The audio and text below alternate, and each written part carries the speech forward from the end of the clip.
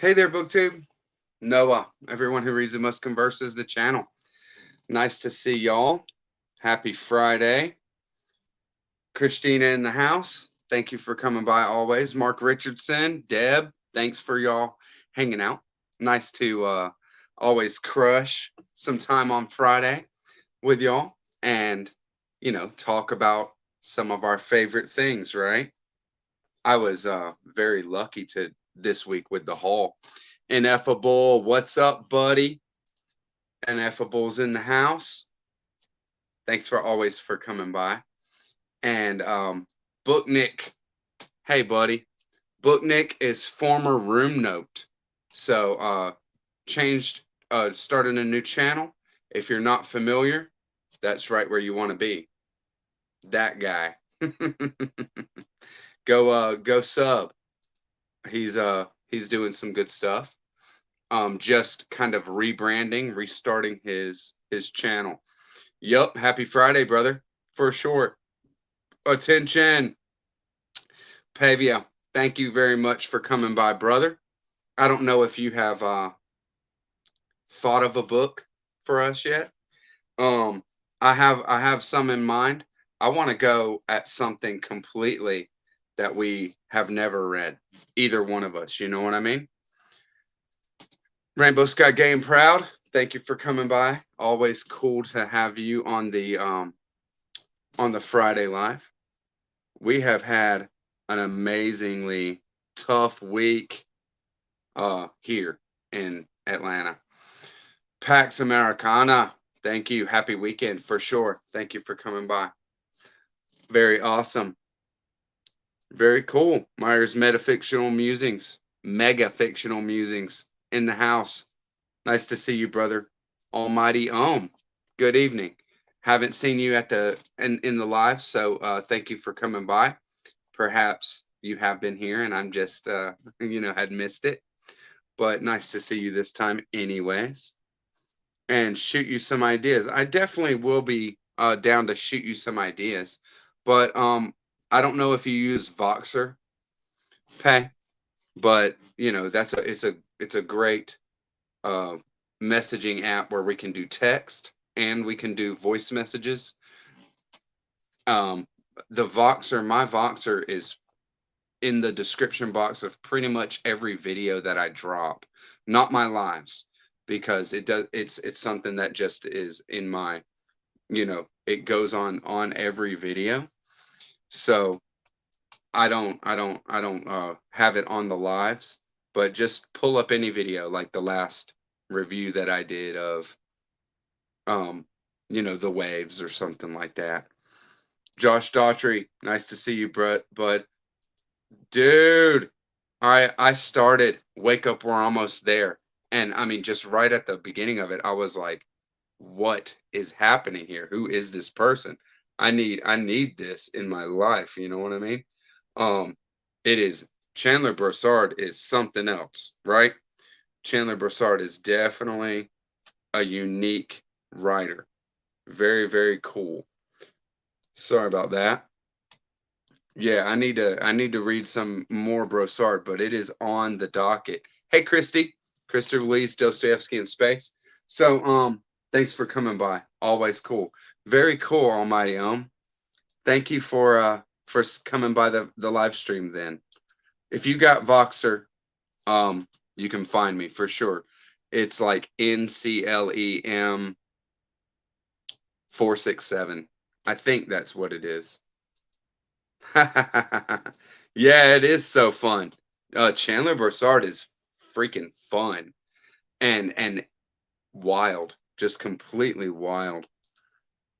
Very cool. All right. Well, looks like we're gearing up pretty good to start off the live.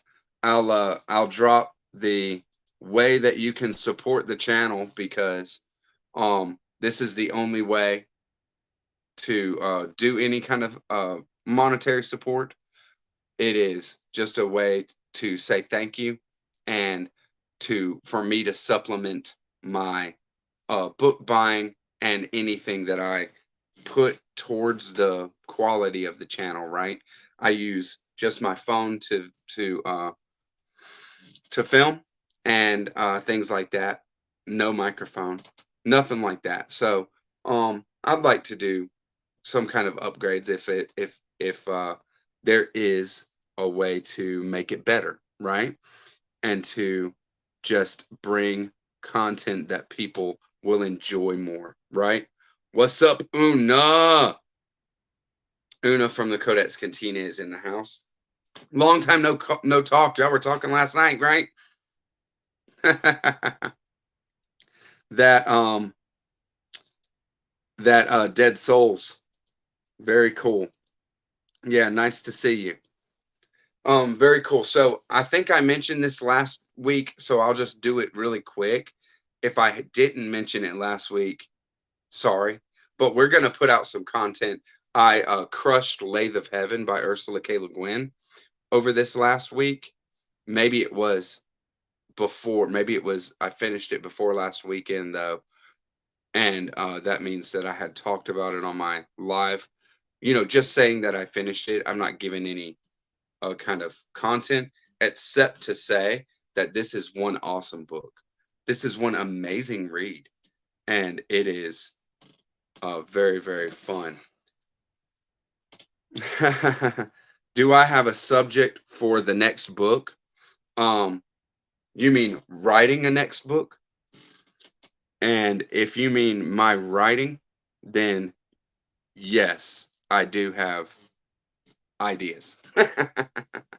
I'm gonna get my first book, which is a short book, you know, maybe 150 pages, maybe 180.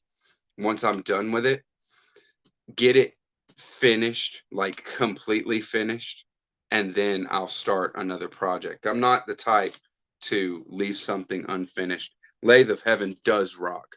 I mean, it is so fun. And I read this in like 3 sittings, you know? It's short, and it's not just that it's short, it's that it is fast-paced and awesome the whole time. 175 pages, and I just crushed it, like completely crushed it. So it is a smooth read, very smooth read. Um, so cool. Thank you for coming by, Jack. Nice to see you, brother. And Bookish Bryant's in the house. I miss you guys. I think that we haven't talked a lot since, for a little while here, and I do miss it. I do miss it. Hey, Becky. Very cool. I do have some ideas on a next book. One idea is something that I'm very, very excited about, actually. It would be a very serious kind of undertaking for me. And hey, Steve, nice to see you, brother. Yeah, I mean, I cannot believe through our extensive and exhaustive chatting that I haven't brought up Lathe of Heaven, but I did crush it. It was very fun, and right now I am about 100 pages. Let's see, where am I? I'm holding a place. I just finished chapter 7, so I'm about to start chapter 8. I'm about 104 pages through The Left Hand of Darkness, and this is very, very different than Lathe of Heaven, for sure. It almost seems like a different writer with how Lathe of Heaven is this book that just throws you into action, and you're in this kind of just totally screwed up dystopian United States, and there's a premise that is taken as far as it can be taken, which is a guy dreams and can change reality by his dreaming, and it is awesome. But Lathe of Heaven is this kind of like a new world, an alien world, slow reveals of what this world consists of and the characters and all that kind of thing. Very, very well done. Very character driven. The characters are very well done. That kind of stuff. What's up, Brad?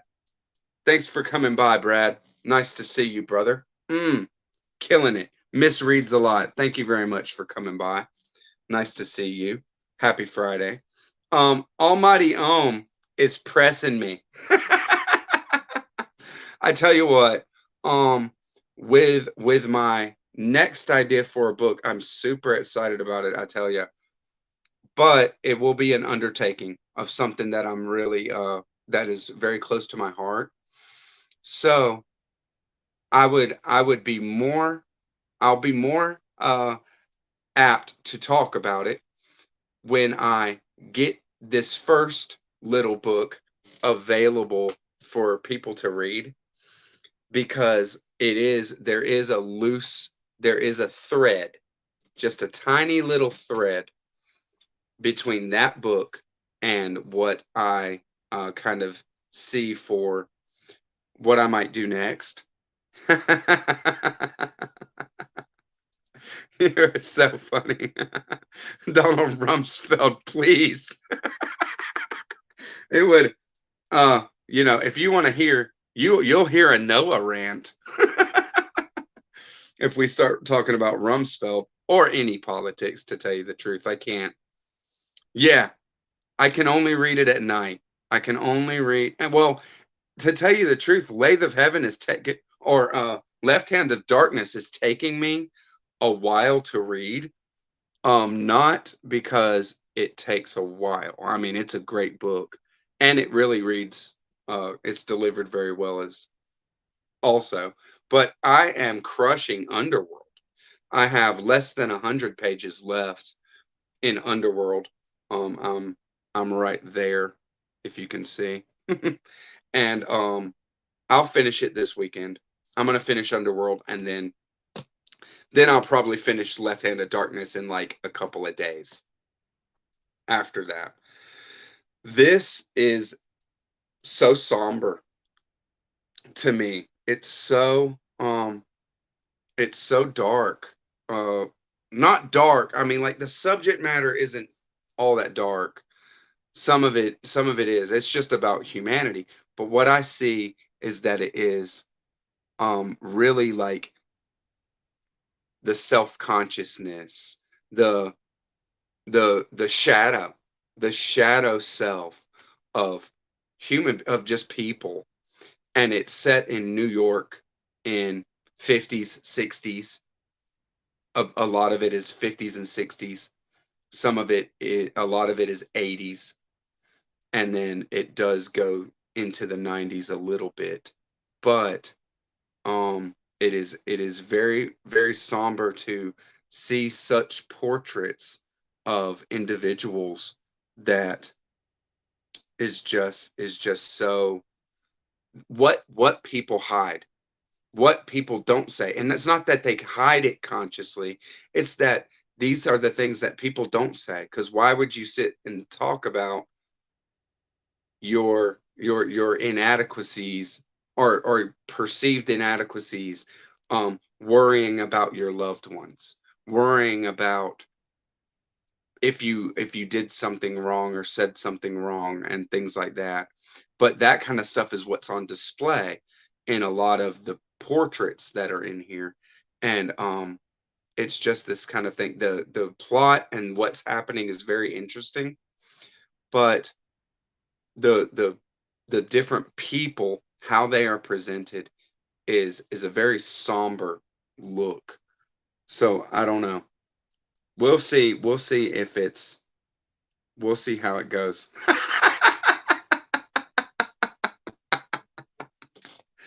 Is Steve, are you over at Mark's house right now still?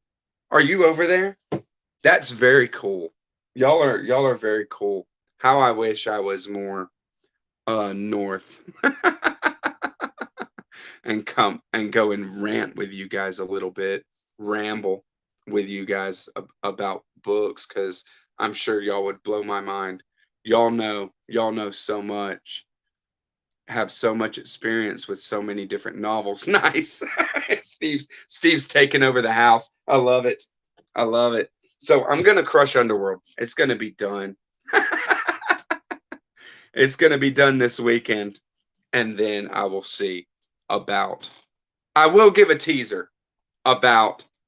I'm gonna give some content on all this stuff, but Almighty has kind of pushed me.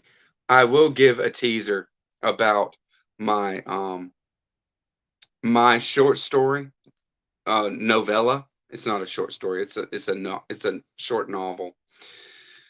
It is very much Flannery O'Connor esque because it's just how it came out, and the new story is actually very much consciously Flannery O'Connor, because I do love that kind of feel, and I have an affinity for that, and I think that I have a pretty cool idea that will work out well if I can execute it well, right? That's what it comes down to, is my my ability. So it's just something that I'll cross that bridge when I come to it. But I am pretty happy with what I have written so far. I am covered up under the reading right now, which I'm not sore about. I love reading. I think that reading is essential for writing, right? Always getting more. Everything that stings must diverge. I don't have a name for it yet. It's been really, really hard, tough for me to come up with a name, which I didn't ever expect. You know what I mean? I always thought that when the time is right, like a name's gonna come to me, and maybe the time's not right yet. When it comes down to it, maybe after my revision, a name will come to me. But I've kicked around things and had ideas, and just doesn't really gel. So I don't have a name for either one. I definitely don't have some preemptive name for what I hadn't written yet, but I don't even have a working title for what I have written. It's been tough like that. It's really weird. Thank you, Christy. Nice to see you for sure. So on to the haul. I have gotten some more Solzhenitsyn, right? I always have a problem. I don't know how to pronounce it. If somebody wants to jump on the live with me, uh, maybe we can do that in a little bit, and you can help me pronounce Alexander Sol Sol Solzhenitsyn, something like that. A Day in the Life of Ivan Denisovich. Um, this is just extremely highly regarded. It's super short. I'm just gonna crush it because I haven't come in contact with it. Found it in a thrift store today. Oh, why not, right? Got it for like 50 cents. The big book that I'm reading after Underworld is America and the Cult of the Cactus Boots, a Diagnostic. The new book that is coming out from Press. That is by Philip Friedenberg. It's his debut novel. So I'm going to read that in June. It's going to be it's going to be fun, that's for sure. I like to name pets and property after I have them a while. Right. Yeah. I think so too. I think once the book is reached a certain level of completeness that I feel it, then the title will just be there. Very cool. Steve. A Day in the Life of Steve Donahue. I haven't seen you go for a walk and come up upon a bookshelf lately, Steve. I want that story. I'm sure you have some. Sol Solzhenitsyn. Solzhenitsyn. Is that right? Thank you, Ineffable. Solzhenitsyn. Very cool. Solzhenitsyn. I don't want to take up too much of the live chat just saying his last name over and over.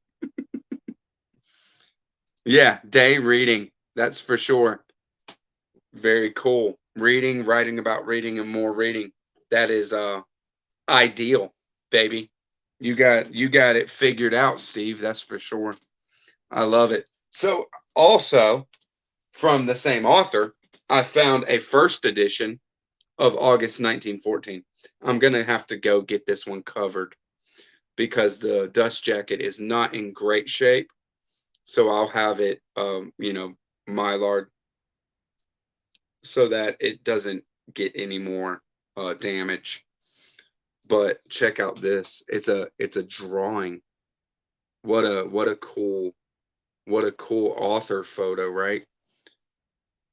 This is done by Carl Stuecklin, something like that.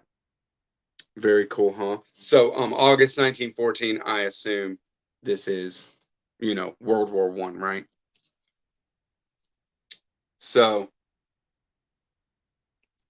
just a first part outbreak of the World War I, and we have a nice map on the inside.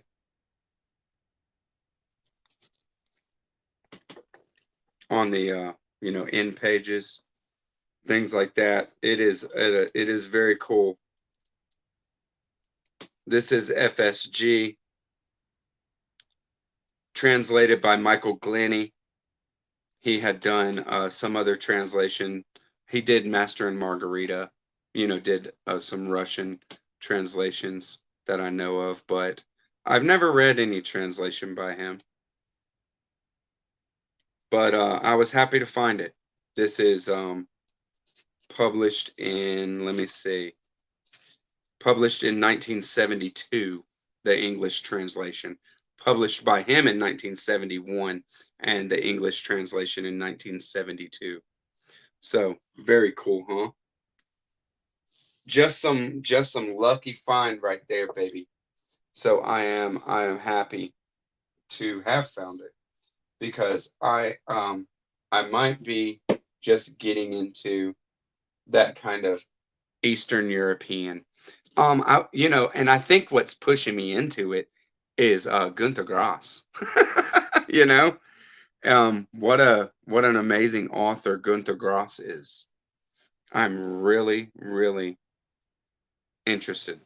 Yeah, right. I love Reservoir Dogs. Love it.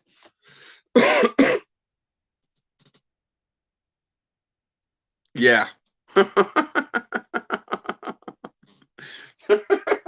You kill me. You freaking kill me, Jack. Okay, so this is a cool find. This is the same thrift store. I mean, I was in a very affluent part of town today, and it's up near Big Canoe, Steve. Where I was at today was in Milton, Georgia.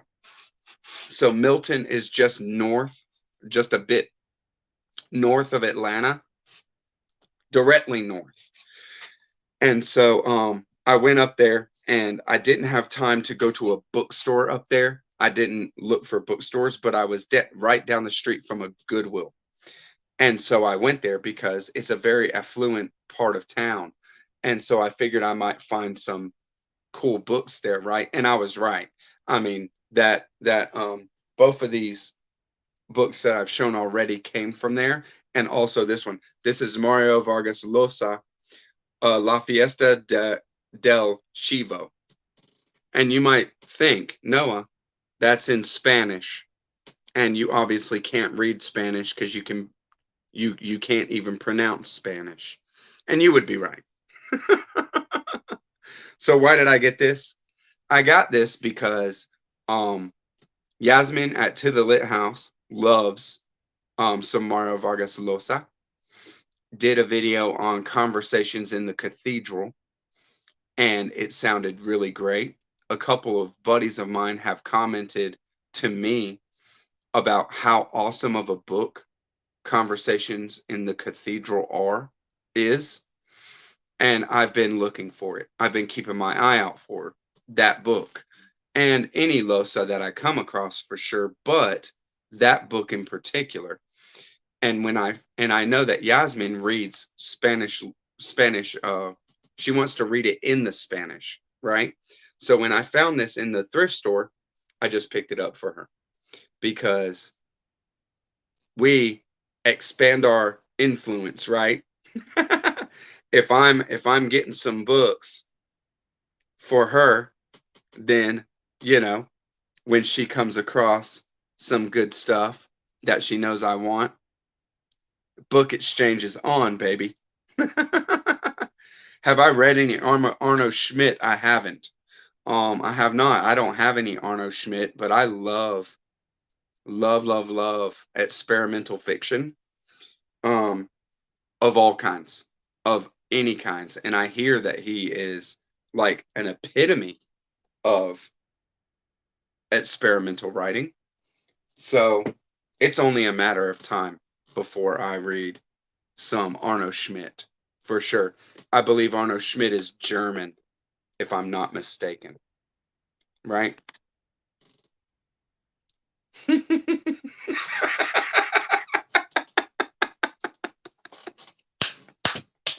Get him! Get him, Jack! So, just to drive home the fact that this bookstore that I went to had just an amazing selection of books. And I mean, I don't mean a bookstore, I mean a thrift store. Had an amazing selections of books. I didn't buy everything that I saw that I wanted. I didn't, because I didn't want to spend, $30. Yes, Mark.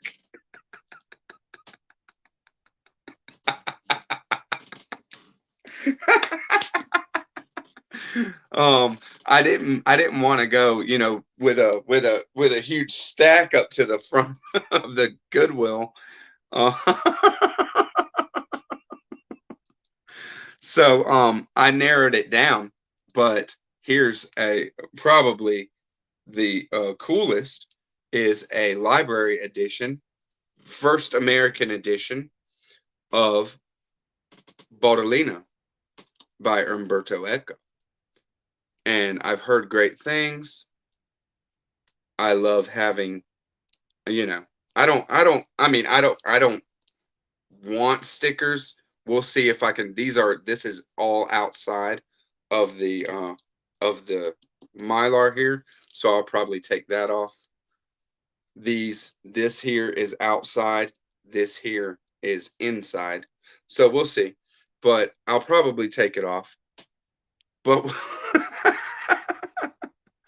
but I don't really mind it too much. The thing is I want just hardcovers that will last on my shelf and be endlessly readable whenever I feel like, right? So I have found Foucault's Pendulum, the Mysterious Flame of Queen Loana, all first edition hardcovers. Already Mylar, just looking great, and now I got this one as well. So what a score, right? Stickers on books should be a crime, for sure. It sucks.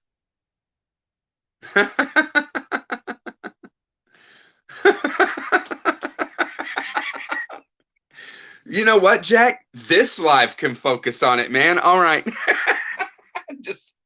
I'll put the camera down. I'll just start. Hey guys, this is, and show you. It'll probably be showing you how not to take stickers off books, because actually, medical alcohol pads.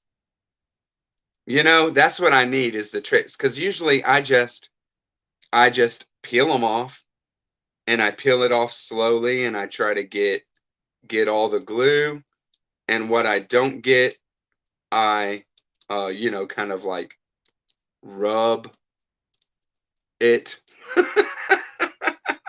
Now that you've said it, I'm peeling this one off, and I've done a pretty good job, you know. So I took this off, right? And all that's left is just this last part that stayed stuck. So then now I'll go at it from this side and pull that way and try to just get it all. And, you know, whatever. Like I said, I don't really worry about it too much. The main thing is that the book is protected, you know, and to get a book, yeah, just leave the stickers on. You know, sometimes I do, especially not if they're on the spine, and if they're like, you know, easy to take off stickers, I take them all off. But um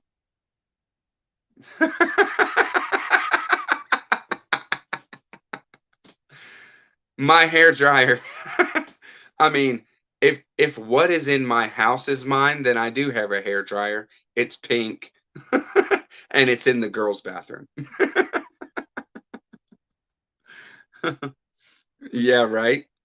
I uh I don't use much anything myself. Y'all are so funny. Tutorial. A tutorial. I mean, I am not the one to do a tutorial. I mean, I tell you, I just go at it. I don't really have much of a technique, you know. I don't have much. I mean, I do have a lot of experience with it. And so I would say that my thing is to have patience. You know what I mean? Just patience and focus on what you're doing. And that's it. You know what I mean? I just take it slow and just get every bit that I can.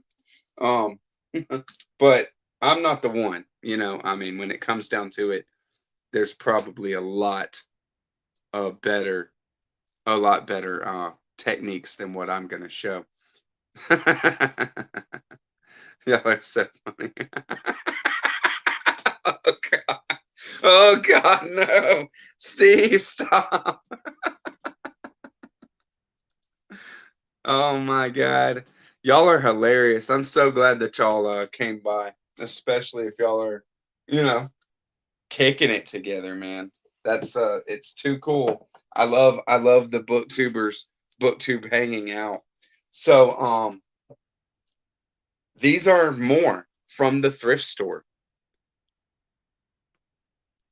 Non-ballpoint ink, use a Q-tip and Clorox. Yeah. Yeah. That's referring to stickers, Jack. Hey Lee, nice to see you, buddy. Nice. Nice. I'm gonna think about it. I still probably won't use anything at all. You know what I mean? Because it just doesn't. Nice, very cool, Una. Nice to see you, brother. Okay, so I grabbed this. It is Sans dust jacket, but this is Nabokov's first book. It is called Mary, and I've never heard anybody talk about it. It is the first book that he ever wrote. It is very short. It is 115 pages. Less. It is 114 pages in this edition. It is very short, and I don't know, but it is a first edition, 1970 McGraw-Hill. So I don't know. Like I said, I never heard anybody talk about Mary by Nabokov. I don't know anything about it. So a fine reading copy, right? No big deal. And so, and I mean, this is something you can crush it. I mean, it's less than 120 pages. That's right. That's right. I gotta do it right for Christy, right? And there is more. There is more. This is all from the same. This is all from the same thrift store. I'm just showing it all. I'm just showing it all. Yeah. I'm not crushing that tomorrow. I'm loaded up for like the next 4 days. I'm gonna be reading, finishing Underworld and finishing Left Hand of Darkness. So I'll have those done. Y'all are, thank you, Christy. I laugh because of y'all, right? Christy approves of the Russians. I love it. Get her. And you know, with the name of Dostoevsky in space, it is um to be expected. This was a very cool find for me, and I'm gonna read the back of this one because it sounds so cool. I can't I can't say enough about NYRB, New York Review of Books. I love their style. Whenever I see an NYRB edition, I want it because I love this minimalist style. This is Naked Earth by Eileen Chang. Very cool, huh? I don't know how many New York Review of Book editions that I have right now, but I might put them all together on the shelf just to see what they look like. Hannah, nice to see you, Hannah. Thank you for coming by. Um, very cool. Yeah, it is the best channel name and one of the best channels. I mean, Christy just rocks. I love that you're doing vlogs now, Christy, because they are so much fun.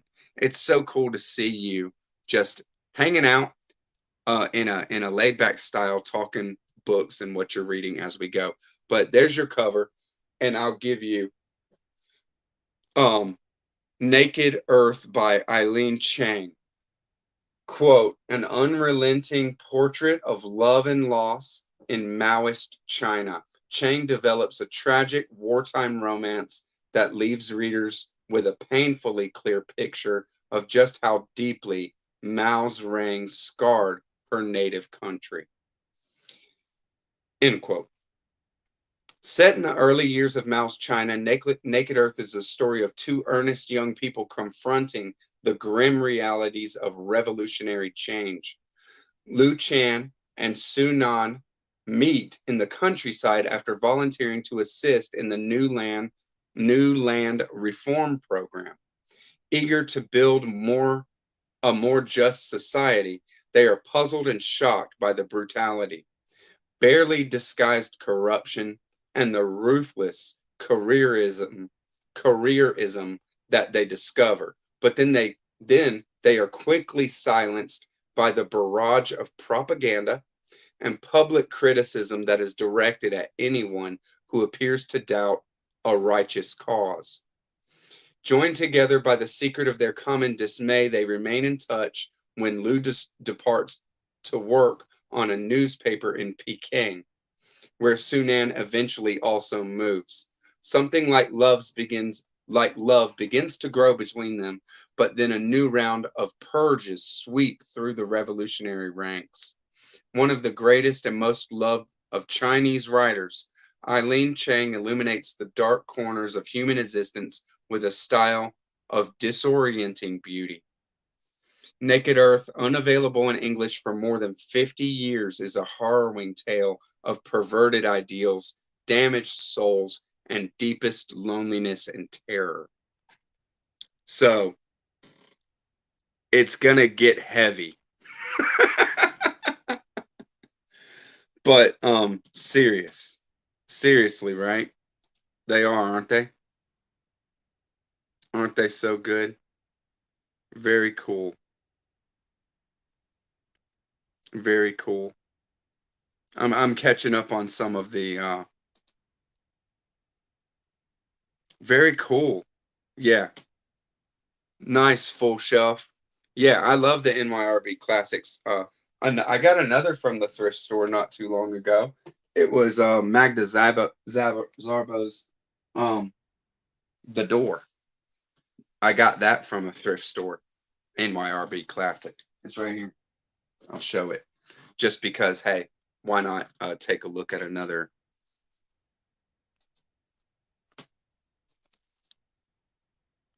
NYRB classic, right? Just beautiful minimalist style, right? I love it. And this is not a sticker. This is actually on there. 10 best books of the New York Times Book Review 2015. So, definitely looking forward to that action. Very cool. And then I got a couple of kind of spiritual commentary that I have not come in contact with.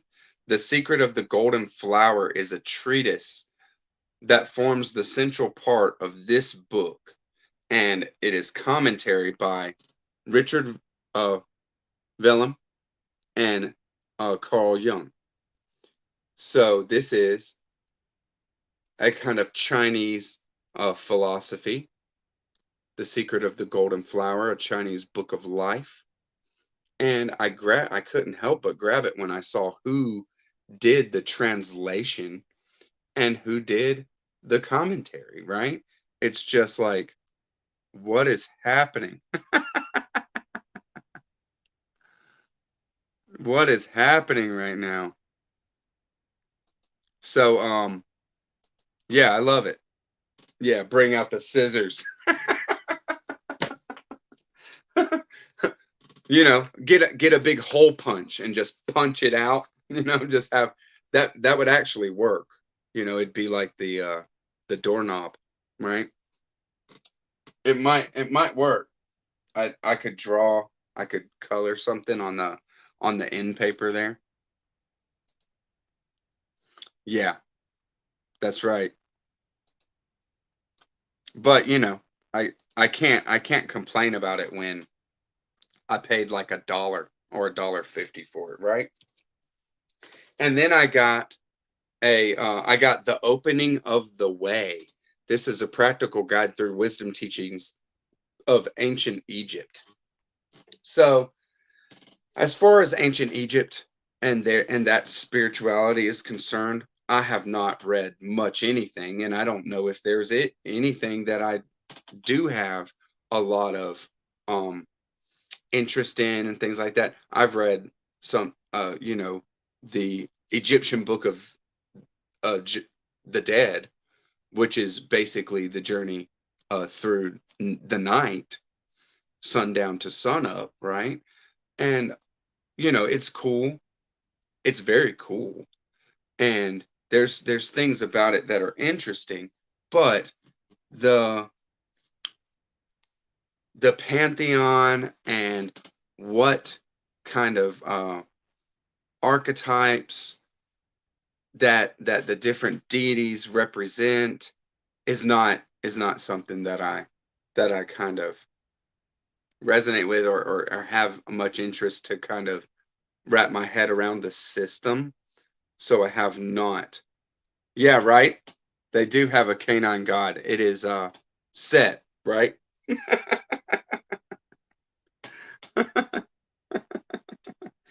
I mean, they also uh have a lot of cat gods, right? I mean, Egyptians loved their kitties, which is a travesty. We just got a new cat, which is also a travesty. I'm not big on animals, to tell you the truth. I like animals just fine, as far as I like pets just fine.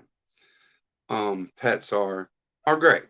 for what they are. But I don't, I don't do anything with my pets.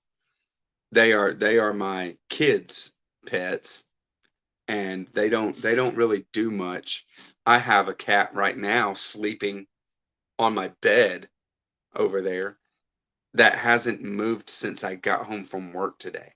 It's been 4 hours and maybe 5 hours now. It's been 5 hours since I got home from work, and that cat has not moved off my bed. Hasn't moved at all. It's woke up. Zelda was in here. We were, you know, playing around, and we were lounging around. We laid down on the bed, and the cat's name is Mustache. Mustache was right over there. We reach over and we're petting him, and he rolls over. He's looking at us. He's yawning. I thought he was going to get up at some point, but no, he went back to sleep. Is the cat dead? No, not yet. Anyways, I mean, it will be one day. Alexa, thank you for coming by, and I'm glad that my Alexa that my wife bought is out in the living room, or else I'd be like turning it on just by saying hey to you. Yeah, Mustache the cat. That's one of my cats. And then the other cat is named Ginger. They're two brothers, and well, they're brother and sister. And then they just got a baby kitten, a litter from the same parents of Ginger and Mustache. They got another baby kitten, which is a little gray puffball, and they named him Haiku. So I have a new little baby kitten in the house, but it doesn't, my oldest daughter Taylor has claimed Haiku, and pretty much Haiku stays like in her shirt, just head poking out, or right there on the couch with her, things like that.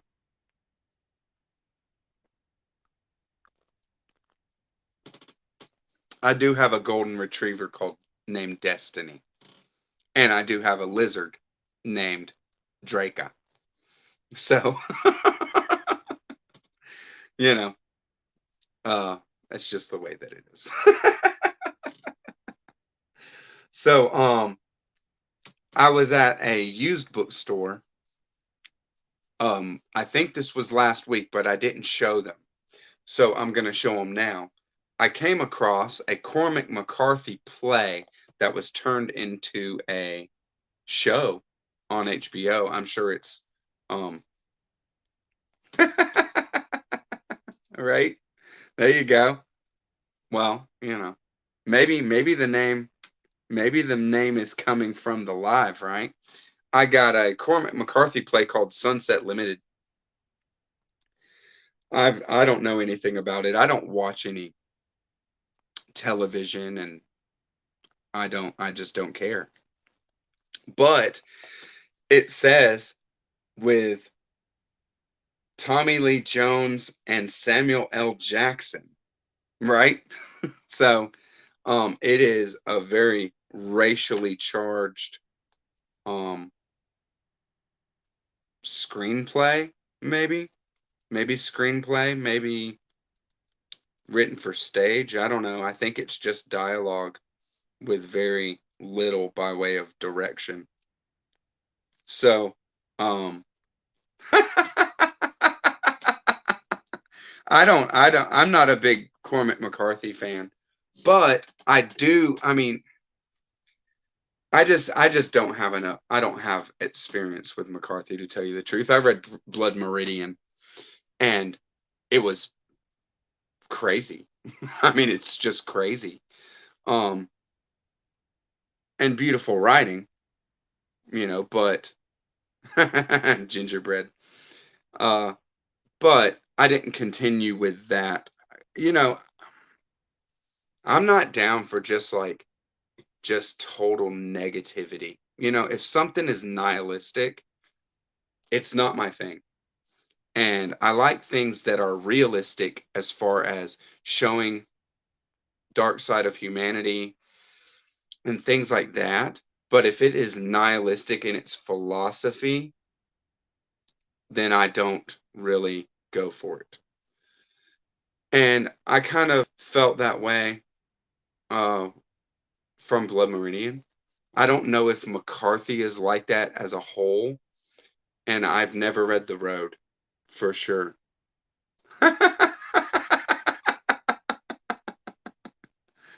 Did Steve blurb this? Hold on. Let me find the blurb. Did Steve blurb this saying how it's very pertinent to our times? No, I don't. I got him here. I don't see a I don't see a Steve. I don't see a Steve. One of the few authors he's right about. Come on, Booknick.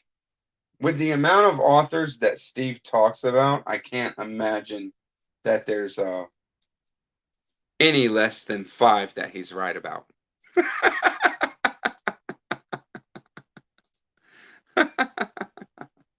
And then I grabbed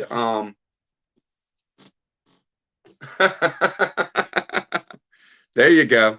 There's Steve. There's Steve. He came too. What did Deb throw some Russian vodka in his face? Woke him up a bit. Get him. So very cool. And then the last book I'm going to show is I figured I like White Noise a lot by DeLillo. I didn't like the body artist so much, and that is what stopped me from continuing on with DeLillo. If I liked it, then I'm sure would have read more Don DeLillo. So, kind of like with Faulkner and others, I'm gonna go for the time period of White Noise, Underworld, Libra, and the names. And I found this, so I believe this is like um pre White Noise and pre Underworld. Let's see if I can. No, he did do White Noise before this, but this is 1982. 1982. So quite a bit before. And Underworld was like 2000. I think. So the names is something that I've heard good things about, that you should read it, and I think I'm gonna go for just that little bit right there. Libra. I know that Jack, you did oh yeah, definitely read White Noise. It's good. Very good. Hannah's not a fan of McCarthy either. I'm not surprised. Not surprised at all. And come on, Mark. 82. I was 1 year old. You know, I was a wee little Noah, and so I can't wait to read this. Actually, it seems right up my alley, and I wanna see some evolution of Don DeLillo. Very cool, Match. Thank you so much for saying so. Thank you so much for saying so, because it's hyping me up, and that's what I want, is to get hyped up.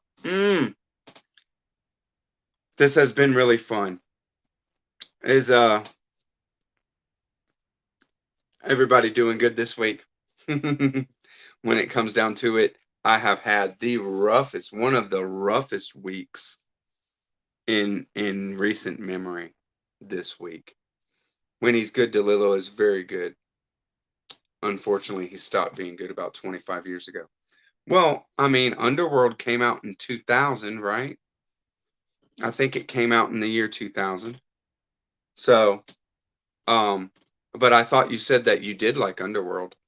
I mean, Underworld is, I'm not done with it.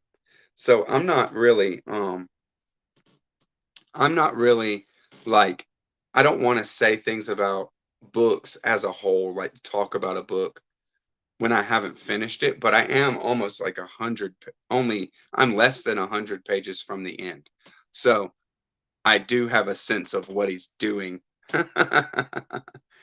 And it's beautifully written. I mean, it really is just a very intriguing, well-written book. I really like the dialogue, which is nice. Nice. Thank you. Very cool, Steve. Thank you. Um, I can't wait to see how he finishes this thing up. This last, I want to say maybe the last 250 pages, this much, I read through, and then this little middle part right here it just wrecked me. I'm just like, it's really just one of these kind of, it's just so somber and sobering, such a sobering uh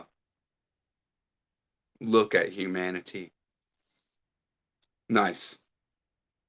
Nice. I have not read any Tom Wolfe. I have well, he wrote Electric Kool-Aid Acid Test, right? So but I haven't read any of his big books. You know what I mean? Like Man in Full, and there's others that I see in used bookstores all the time.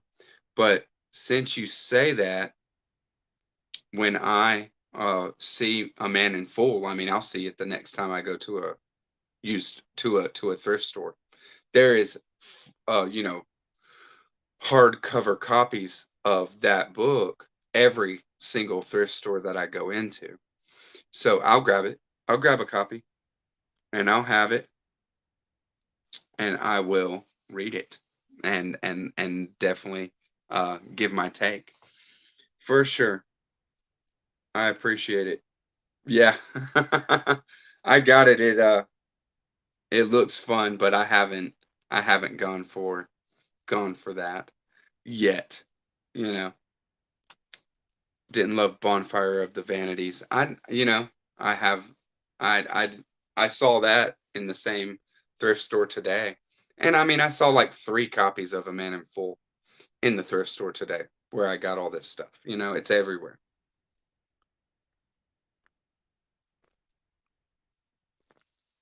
But see, when I see a book that often, I don't grab it. I don't go for it because it's kind of a tell to me that it might suck. You know what I mean? I see a lot of things many, many times, and then it's just kind of a tell that it probably isn't very good. Not that I'm not gonna like it, but I could be completely wrong with that. You know what I mean? When it comes down to it, I don't have any basis for feeling one way or another about Tom Wolfe, right? Nice. Don't jinx me. Don't jinx me. Thank you, Jack. I'm about to call it for sure. Nice to see you, Jack. Hope you have a great weekend. I hope everybody has a great weekend, and when it comes down to it, that you enjoy the holiday, right? I got a nice 3-day weekend coming, and I really need it. Let me tell you. I mean, I have been so worn out this week that I just need to catch up on sleep. I just need to catch back up, recharge the batteries, right? That's what I need to do. So it's been really awesome to hang out with y'all. I love, hey, B&B Books. Um, we're doing good. I'm right here at the end though. You feel free to watch it at your leisure. It'll be on my channel. This live where I'm showing. I mean, I showed a lot of books. Even more. Even more. I can't show it all. So, just some haul action and my current reads, things like that. And I will be uh, finished with all these reads by the time we do another live. So, we'll see what I'm getting into. Probably going to crush something small once I finish Underworld and Left Hand of Darkness. I'll crush something, at least one thing, before uh before I start uh America and the Cult of the Cataspusa Diagnostic. It is going to be very amazing, a mind-blowing read. So thank you very much, Mark, Richardson, Steve, Donahue, and Deb, for spending a little of y'all's hangout time here with me on Friday, as well as each other. Happy BookTube community for sure. It is very cool. I love our community here. And thank you so much to all my core uh, supporters and people that come by whenever you feel like and just crush time with me. Ineffable, Christy Louise Dostoevsky in Space, Christina in Portugal. I love it. And Jack at Rambling Raconteur, Hannah at Hannah's Books, um, Rainbow Sky Gay and Proud. Um, who do we got? I didn't see Falcon tonight. I usually see Falcon, but no Falcon tonight. Pavia at Attention. Thank you so much for coming by always, brother, and crushing some time with me. And there's so many. I'm sure that I'm forgetting. Myers Megafictional Musings. Almighty Ohm. Thank you so much. Everybody that comes by and supports the channel. And I will catch you. Very cool, y'all. Book Nick. That's right. Room note. Former room note. Book Nick. Thank you for coming by. For sure. And I'll catch you on the next Friday. And have a good night. Catch you anytime. But most of the time, Friday at night at 9 p.m. Eastern Standard, right? See you later, guys.